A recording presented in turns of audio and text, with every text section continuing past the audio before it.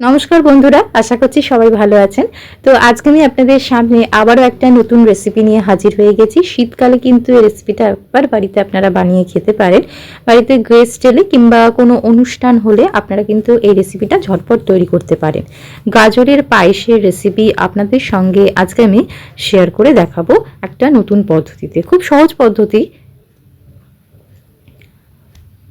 তো চলুন শুরু করা যাক আজকের এই রেসিপিটা।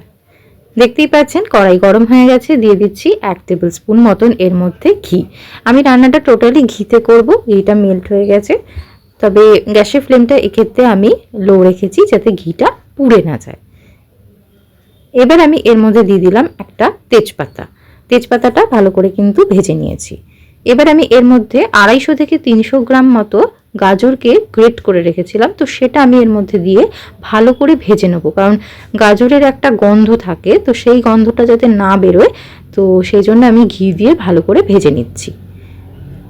মোটামুটি মিনিট 10 এটাকে ভেজে নিয়েছি, ভালো করে কিন্তু ভাজা হয়ে গেছে। তো এবার আমি এর মধ্যে দিয়ে দিচ্ছি কিছু ড্রাই ফ্রুটস। এখানে আপনারা পছন্দ মতো ড্রাই ফ্রুটস ব্যবহার করতে পারেন। আমি এখানে কাজু, কিশমিশ আর বাদাম ব্যবহার করেছি একসাথে। এটাও কিন্তু গাজরের সাথে আর কি ভেজে নিচ্ছি। খুব ভালো করে কিন্তু ভাজা হয়ে যাচ্ছে। এবার আমি 5 মিনিটের জন্য এটা একটু ঢেকে দেবো। দেখুন, এবার আমি এর মধ্যে দিয়ে দিচ্ছি দুধ।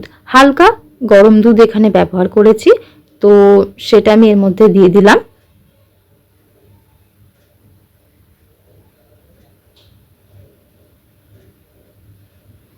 খুব ভালো করে কিন্তু মিশিয়ে নিচ্ছি। দেখতেই পাচ্ছেন খুব সুন্দর কিন্তু একটা গন্ধ বেরিয়েছে। আপনারা বাড়িতে এটা ট্রাই করতে পারেন। যদি আমার চ্যানেলের রেসিপিগুলো আপনাদের ভালো লেগে থাকে তাহলে লাইক, শেয়ার, সাবস্ক্রাইব করতে কিন্তু ভুলবেন না। দিয়ে দিচ্ছি বাতাসা। আমি এখানে হলুদ বাতাসা ব্যবহার করেছি, আপনারা চাইলে কিন্তু চিনি ব্যবহার করতে পারেন। আমি এখানে বাতাসা দিয়েই করছি। পাশে থাকা বেল অপশানটা প্রেস করে দেবেন, নিত্য নতুন রেসিপি মানে যখনই আমি আপলোড করি আপনাদের কাছে পৌঁছে যাবে। তো আমি এবার আবারও এটা ঢেকে দিচ্ছি। এবার আমি এর মধ্যে দিয়ে দিচ্ছি আমুল স্প্রে। এটা সম্পূর্ণ অপশনাল, আমি এখানে ব্যবহার করেছি, আপনারা চাইলে নাও ব্যবহার করতে পারেন। 2 চামচ মতো দিয়ে দিলাম, যাতে স্বাদটা আরেকটু অন্যরকম হয়। ভালো করে এটা মিশিয়ে দিচ্ছি। খুব সহজ রেসিপি। ঘরে যদি গাজর থাকে আর দুধ তো এমনি বাড়িতে সবার থাকে মোটামুটি, তো আপনারা কিন্তু বাড়িতে বানিয়ে এটা ঝটপট শীতকালে মানে রাত্রিবেলা ডিনারে এটা পরিবেশন করতে পারেন। লোকজন এলেও তাদেরকে করে খাওয়াতে পারেন। আশা করছি সবার ভালো লাগবে। তো আবারও এটা আমি 5 মিনিটের জন্য ঢেকে দিচ্ছি। গাজরের পায়েসের রেসিপিটা একদম কমপ্লিট হয়ে গেছে। এটা যত ঠান্ডা হবে তত কিন্তু টেনে যাবে। তো 5 মিনিটের জন্য আমি এটা ঢেকে দিচ্ছি, আর এরপর আমি এটা সার্ভ করে দেবো। দেখতেই পাচ্ছেন গরম গরম গাজরের পায়েসের রেসিপি একদম হাজির। আপনারা বাড়িতে এটা ট্রাই করবেন। আশা করছি আপনাদের ভালো লাগবে। ভালো লেগে থাকলে চ্যানেলটাকে লাইক, শেয়ার, সাবস্ক্রাইব করতে ভুলবেন না।